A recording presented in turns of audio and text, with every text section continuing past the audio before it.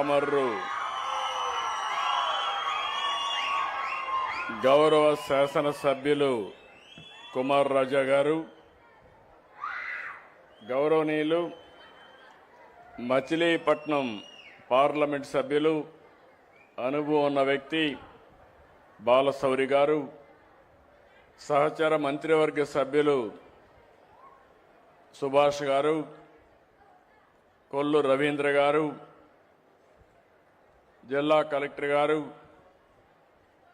ఒక పక్క సెక్రటరీ ఈరోజు పింఛన్లు ఇచ్చే కార్యక్రమానికి నాయకత్వం వహిస్తున్న సెక్రటరీ, ఇంకొక పక్క లేబర్ కమిషనర్ గారు, అందరికీ మనస్ఫూర్తిగా ఈరోజు ఇక్కడికి వస్తే మీ ఉత్సాహం చూస్తే, మీ అభిమానం చూస్తే నాకెంతో ఆనందంగా ఉంది.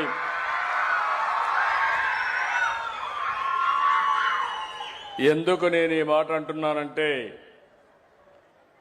2 సంవత్సరాల కంటే ముందు మనం ఎక్కడా ఈ విధంగా కూర్చొని ఫ్రీగా మాట్లాడుకునే పరిస్థితి లేదు. కనీసం నవ్వే పరిస్థితి కూడా లేదు. రాజకీయ నాయకులు బయట తిరిగే పరిస్థితి కూడా లేదు. ఈరోజు మేడే కార్మికులకు ఏ విధంగా అయితే స్వాతంత్రం వచ్చిందో 3 విధాలుగా ఆలోచిస్తే, ఒకటి ప్రజలందరికీ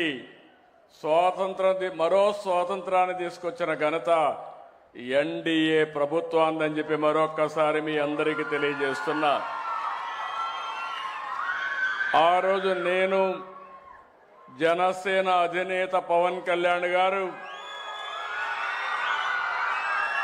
ప్రధానమంత్రి నరేంద్ర మోడీ గారు ముగ్గురం కలిసి ఒకే హామీ ఇచ్చాం. ఆ హామీ ఈ రాష్ట్రాన్ని పునర్నిర్మాణం చేస్తామని, మళ్ళీ పూర్వ వైభవం తీసుకొస్తామని చెప్పాం. ఆ మాట కోసం, మేము ఇచ్చిన హామీని నిలబెట్టుకోవడం కోసం 2 సంవత్సరాలుగా దగ్గర 22 నెలలు అయింది. 23వ నెల ప్రతిరోజు లెక్క పెట్టుకుంటున్నాం, ప్రతి గంట లెక్క పెట్టుకుంటున్నాం, రాత్రింబగళ్ళు పనిచేస్తున్నాం. ఎక్కడా ఒక తప్పు జరగకుండా ఎక్కడ సమస్య ఉంటే ఆ సమస్యని పరిష్కారం చేస్తూ ముందుకు పోయే పరిస్థితికి వచ్చాం. ఈరోజు మొదటి తారీఖు అంటే మనందరికి గుర్తొచ్చేది పేదల సేవలో. నేను ముఖ్యమంత్రిగానే కాదు, మంత్రులు, పార్లమెంట్ సభ్యులు, ఎమ్మెల్యేలు, కడాన ఎన్డీఏ కార్యకర్తలు కూడా సేవాభావంతో మీ అందరి దగ్గరికి రావడం, అధికార యంత్రాంగం తెల్లవారుజామునొచ్చి మీకందరికి గుడ్ మార్నింగ్ చెప్పి మీ చేతిలో డబ్బులు పెట్టి, ఎక్కడా 1 రూపాయి అవినీతి లేకుండా పేదవాళ్ళ రుణం